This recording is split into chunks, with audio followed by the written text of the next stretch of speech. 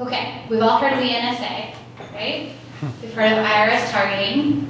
Well, now the great thing is your school districts at the local level are collecting data on your kids every single day.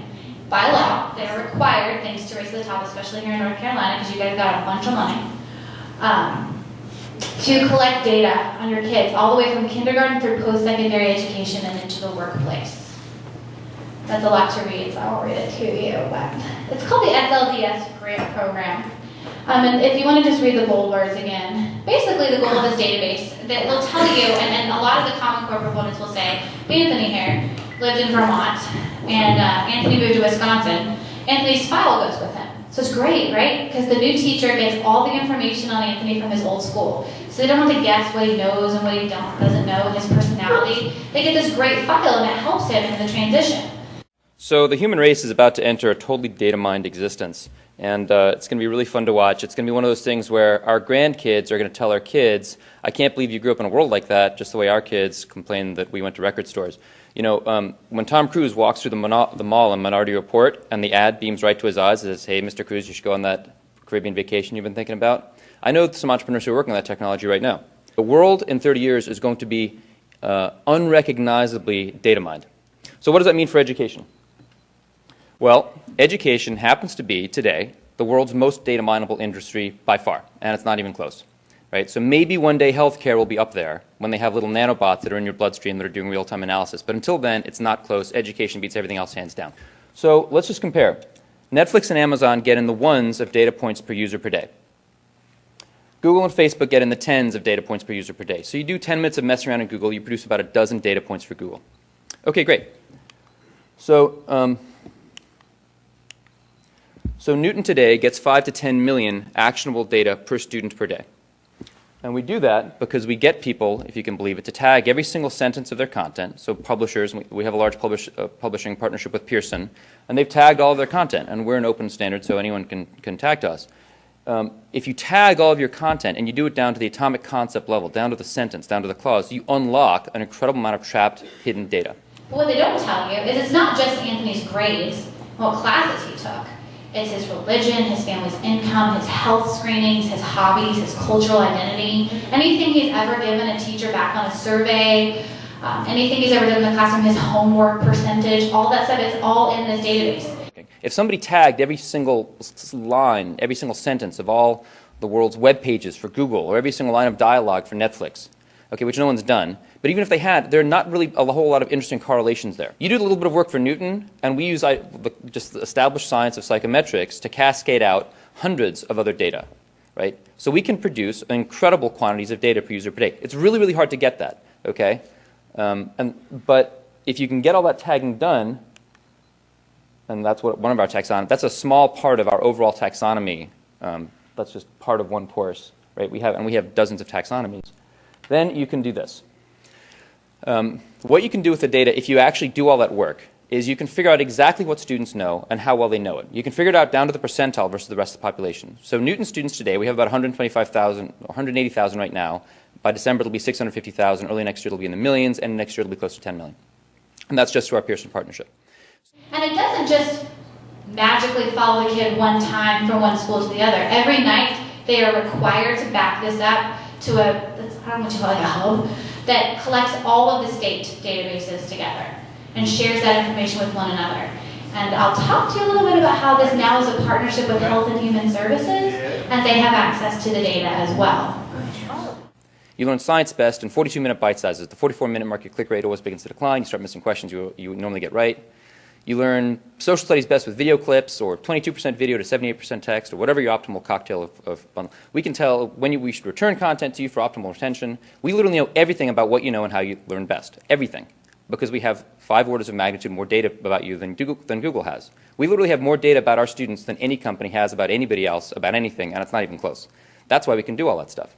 And we go take the whole combined data power of that network of millions, soon to be tens of millions, eventually to be hundreds of millions of people. And for every single concept that your child learns, 2,000 concepts in a typical semester-long math course, for every single atomic concept, we take the combined data power of that vast network, and we use it to find the perfect plan forward for that kid for that concept.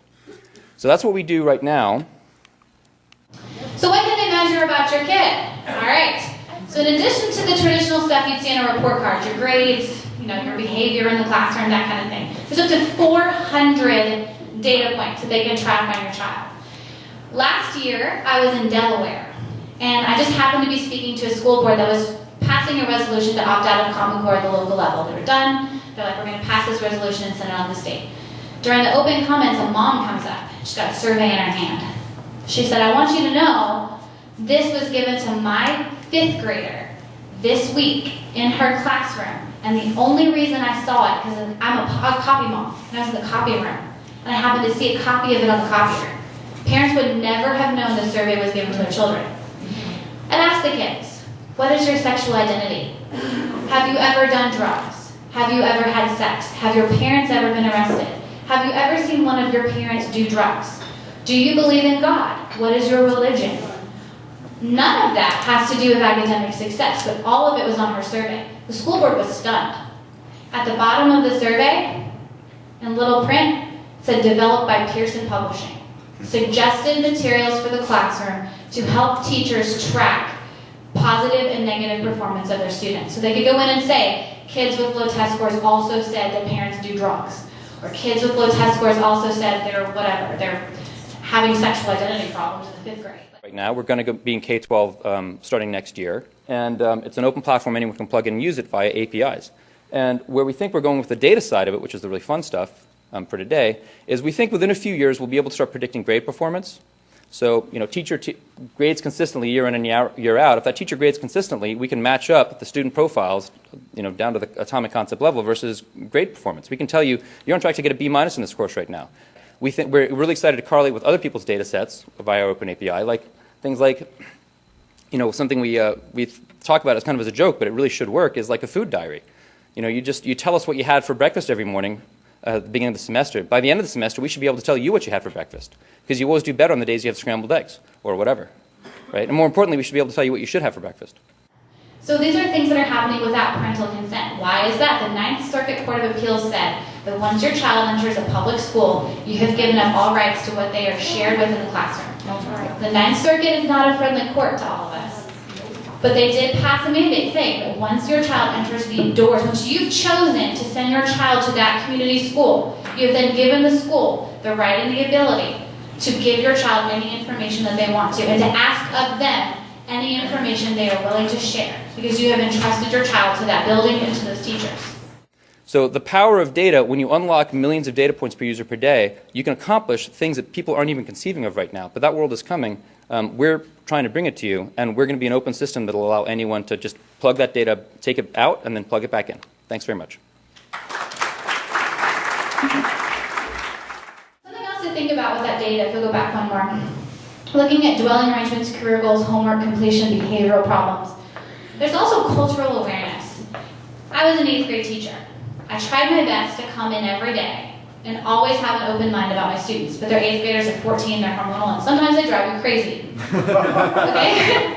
So if you caught me on a bad day and I had access to a database and I could tell you that Johnny was annoying and he had lacked cultural awareness, I might have done it. So that stays with that kid forever, because teachers are given subjective power to tag kids with labels in this database.